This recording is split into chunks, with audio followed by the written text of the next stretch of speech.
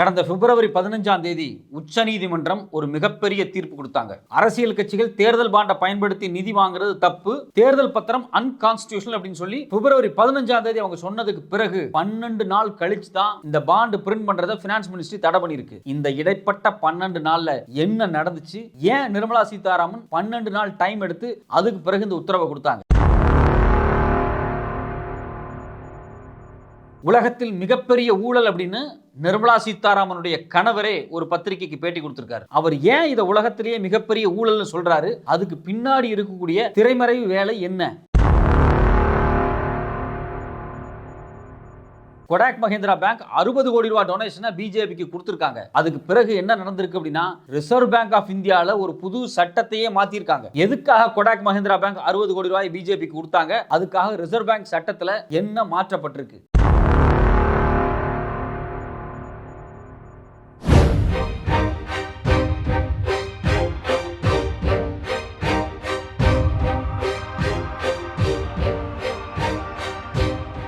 தேர்தல் பத்திரத்தை பயன்படுத்தி அரசியல் கட்சிகள் டொனேஷன் வாங்கக்கூடாது அப்படின்னு பிப்ரவரி 15ஆம் தேதி உச்சநீதிமன்றம் ஒரு தீர்ப்பு கொடுத்தாங்க. அது சாதாரண தீர்ப்பு கிடையாது. இந்திய அரசியல் வரலாற்றிலேயே மிக மிக மிக முக்கியமான ஒரு தீர்ப்பு. ஏன் அதை நம்ம ரொம்ப முக்கியமான தீர்ப்புன்னு சொல்றோம் அப்படின்னா, ஒரு அரசியல் கட்சி மக்கள்கிட்ட இருந்தோ இல்ல கார்பரேட் கம்பெனிகள்ட்ட இருந்தோ பணம் வாங்கும் போது யாராட்ட இருந்து பணம் வாங்கினுங்கிற விஷயத்தை தேர்தல் ஆணையத்திட்ட கொடுக்கணும். தேர்தல் ஆணையம் அதை மக்கள்கிட்ட சப்மிட் பண்ணணும். இந்தியாவுடைய அரசியலமைப்பு சட்டத்தின் அடிப்படையில் ஒரு சாதாரண குடிமகன் இங்க எந்த கட்சி இருக்கோ அந்த கட்சி எவ்வளவு பணத்தை வசூல் பண்றாங்க அப்படிங்கிற தகவலை தெரிஞ்சுக்கிறதுக்கான எல்லா உரிமையுமே இருக்கு. எலெக்ஷன்ல நிக்கிறது யாரு, எந்த கட்சியை சார்ந்தவங்க, என்ன கொள்கை இருக்கு, அவங்க மேல என்ன கேஸ் இருக்கு, அவங்கள்ட்ட என்ன சொத்து பத்து இருக்கு, அவங்களோட உறவினர்கள் யாரு, எல்லா விஷயத்தையும் ஒரு சாதாரண எளிய குடிமகன் கூட தெரிஞ்சுக்கிறதுக்கான எல்லா உரிமையும் இந்திய அரசியலமைப்பு சட்டம் கொடுத்திருக்கு. அதை பாதுகாக்கிற மாதிரி தான் உச்சநீதிமன்றம் கடந்த பிப்ரவரி 15ஆம் தேதி இந்த உத்தரவை கொடுத்தாங்க. இந்த பாண்டை பயன்படுத்தி அரசியல் கட்சிகள் பணம் வாங்குறது அன்கான்ஸ்டிடியூஷனல். இதுவரைக்கும் வாங்கப்பட்ட பாண்டு எவ்வளவு, அதாவது இதுவரைக்கும் 2019 இருந்து 23 வரைக்கும் அரசியல் கட்சிகள் இந்த பாண்டை பயன்படுத்தி எவ்வளவு டொனேஷன் வாங்கியிருக்காங்களோ அதை ஒட்டு மொத்தமா கொண்டு வந்து உச்சநீதிமன்றத்தில் வைங்க அப்படின்னு சொல்லி தலைமை நீதிபதி சந்திரசூட்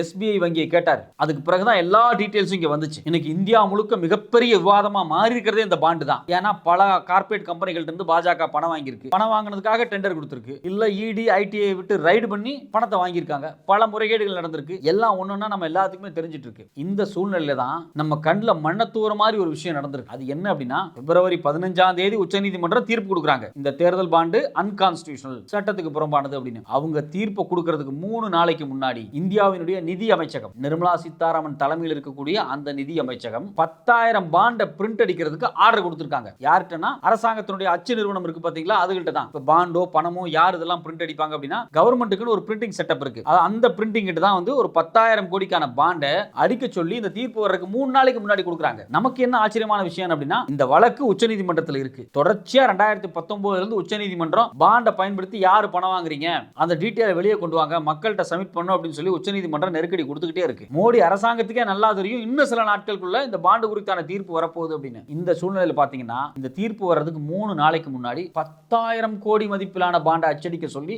ஏன் நிர்மலா சீதாராமன் உத்தரவு போட்டாங்க, யாரு சொல்லி உத்தரவு போட்டாங்க? இதான் நமக்கு வரக்கூடிய ஒரு மிக முக்கியமான ஒரு கேள்வி. சரி, ஏதோ ஒரு வகையில் இவங்க சொல்லிட்டாங்க, அவங்க அடிச்சிட்டாங்க அப்படின்னு வச்சுக்குவோம். தீர்ப்பு 15ஆம் தேதி வந்துருச்சு. பிப்ரவரி 15 தீர்ப்பு வந்துருச்சு. இவங்க 12ஆம் தேதி 10,000 கோடிக்கான பாண்டை அச்சடிக்க சொல்றாங்க. ஆனா 15ஆம் தேதி தீர்ப்பு வந்துருச்சு. 3 நாள் கழிச்சு பாண்டு அன்கான்ஸ்டிடியூஷனல், சட்டத்துக்கு புறம்பானது அப்படின்னு. உடனே பினான்ஸ் மினிஸ்ட்ரி என்ன பண்ணிருக்கணும், எப்பா அச்சடிக்காதீங்க, உச்சநீதிமன்ற தீர்ப்பு வந்துருச்சு, உடனே பாண்டு பிரிண்ட் அடிக்கிறத நிறுத்தி இருக்கணுமா இல்லையா? ஆனா பினான்ஸ் மினிஸ்ட்ரி இந்த நிர்மலா சீதாராமன் உடனே சொல்லல. ஏறத்தாழ 12 நாள் கழிச்சு ஒரு அபிஷியல் கரஸ்பாண்டன்ஸ் நடக்குது. அதாவது இமெயில் போகுது, கடிதங்கள் போகுது, இல்ல பாண்டு பிரிண்ட் பண்றதை நிறுத்துங்க அப்படிங்கிறாங்க. எப்போ? 12 நாள் கழிச்சு. இங்கதான் ஒரு முக்கியமான ட்விஸ்டே இருக்கு. இவங்க 28ஆம் தேதி இந்த மெயில் அனுப்புறாங்க இல்லையா, அதுக்கு சில நாட்களுக்கு முன்னாடி, அதாவது 5 நாளைக்கு முன்னாடி 23ஆம் தேதியே ஏறத்தாழ 8,350 கோடிக்கான பாண்டை பிரிண்ட் அடிச்சு எஸ்பிஐ வங்கிட்ட கொடுத்துறாங்க. அது பேங்குக்கு போய் சேர்ந்துருது. இப்ப நமக்கு வரக்கூடிய கேள்வி என்னன்னா, உங்களுக்கு 15ஆம் தேதியே உச்சநீதிமன்றம் சொல்லிருச்சு இந்த பாண்டு ரொம்ப அயோக்கியத்தனமானதுன்னு தெளிவா சொல்லிருச்சு. உடனே அந்த அன்னைக்கே உட்கார்ந்து மெயில் போட வேண்டியதானே, பாண்டு தப்பு, உச்சநீதிமன்றம் சொல்லிருச்சு, நமக்கு நெருக்கடி வந்துருச்சு, தயவு செஞ்சு பாண்டை பிரிண்ட் அடிக்காதீங்க, இத்தோட கதையை முடிச்சுங்கன்னு சொல்லிருக்கணும். ஆனா சொல்லல.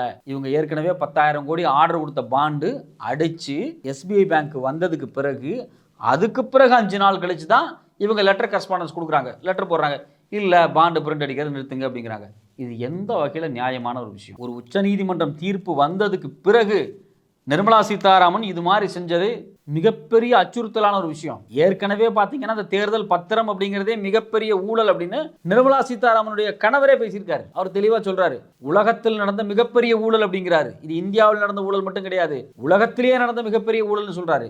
அவர் ஒரு பொருளாதார அறிஞர். அந்த அறிஞரோட பார்வையிலிருந்து ரொம்ப தெளிவா சொல்றாரு, இது ஒரு பெரிய மோசடி அப்படிங்கிறார். இது மட்டும் இல்லாமல் அவர் ஒரு புக் எழுதியிருக்காரு, த குரூக்டு டிம்பர் ஆஃப் நியூ இந்தியா அப்படின்னு. அந்த புத்தகத்திலேயே அவர் தெளிவாக சொல்றாரு, திருப்பி பாஜக ஆட்சிக்கு வந்துச்சுன்னா இந்தியாவை முடிஞ்சுது அப்படிங்கிறார். ஒரு நிதியமைச்சரனுடைய கணவரே இந்த சிஸ்டம் உலகத்தின் மிகப்பெரிய ஊழல்னு சொல்றாரு. இது எல்லா பத்திரிகையில வந்திருக்கு.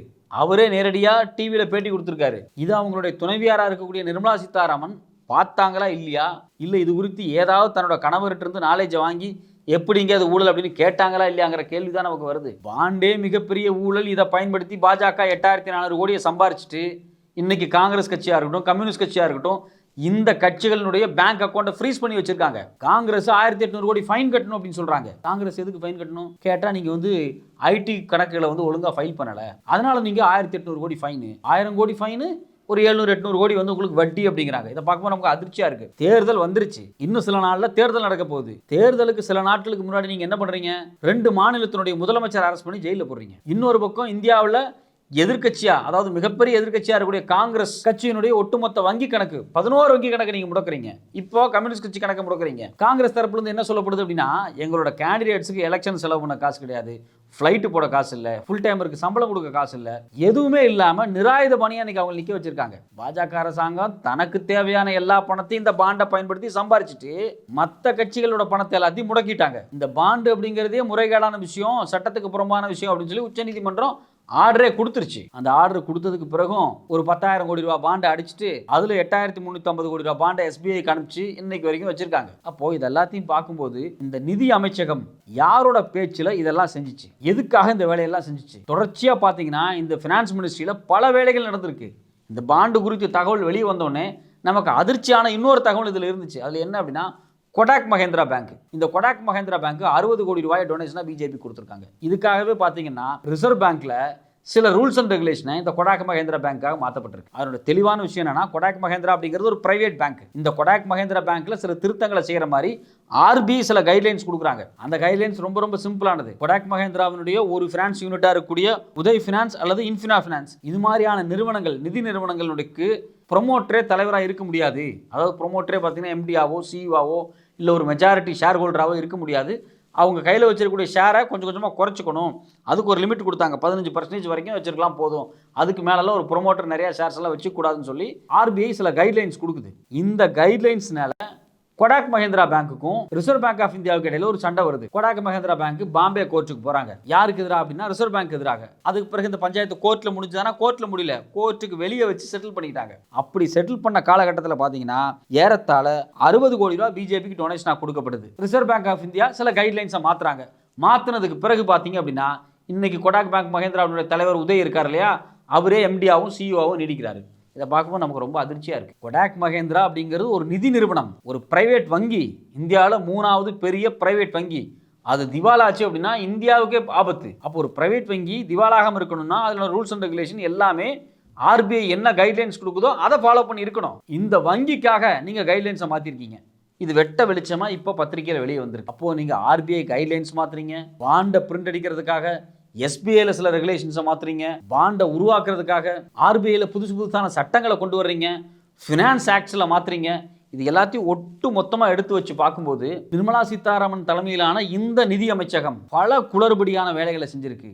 இதையெல்லாம் தெரிஞ்சதுனால தான் பார்த்தீங்கன்னா ஃபினான்ஸ் மினிஸ்டருடைய ஹஸ்பண்ட் வீட்டுக்காரே சொல்லிட்டாரு, இது இந்தியாவில் மிகப்பெரிய ஊழல் அப்படிங்கிறார். இந்த பாண்டை பயன்படுத்தி காசு வாங்கினதை தாண்டி இது மாதிரி ரிசர்வ் பேங்கோட ரூல்ஸை மாற்றினது, செக்யூரிட்டிஸ் மார்க்கெட்டுடைய ரூல்ஸுகளை மாற்றுறது, இது மாதிரி பல சட்டங்களை மாற்றுறது, டெலிகாம் சட்டத்தில் மாற்றங்கள் கொண்டு வருது.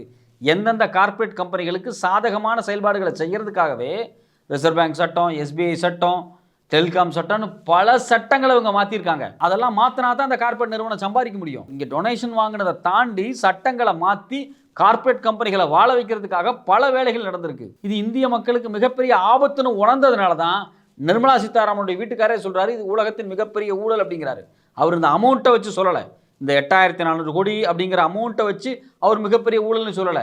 அதையும் தாண்டி இந்த 8500 கோடி பணத்தை வாங்கிட்டு பல லட்சம் கோடி பிசினஸ் ப்ராஃபிட் கொளிக்கக்கூடிய விஷயங்களை அரசியலமைப்பு சட்டத்தில் மாற்றங்களை பண்ணி கார்பரேட்டுக்கு ஏற்ற மாதிரி இவங்க சில வேலைகளை செஞ்சிருக்காங்க அப்படிங்கிறத அவர் திரும்ப திரும்ப இன்சிஸ்ட் பண்ண முயற்சி பண்றாரு. அப்ப நமக்கு வரக்கூடிய அடிப்படையான ஒரு கேள்வி என்ன அப்படின்னா, கார்பரேட் கம்பெனிகளுக்காக இந்தியாவினுடைய அரசியலமைப்பு சட்டத்தில், இந்தியாவினுடைய ரிசர்வ் வங்கி சட்டத்தில், இந்தியாவினுடைய டெலிகாம் சட்டத்தில், இந்தியாவினுடைய ஃபினான்ஸ் ஆக்டில் இது மாதிரி பல விஷயங்களை நீங்கள் மாற்றிருக்கீங்களே, இது எந்த வகையில் இந்திய மக்களுக்கு பாதுகாப்பானது?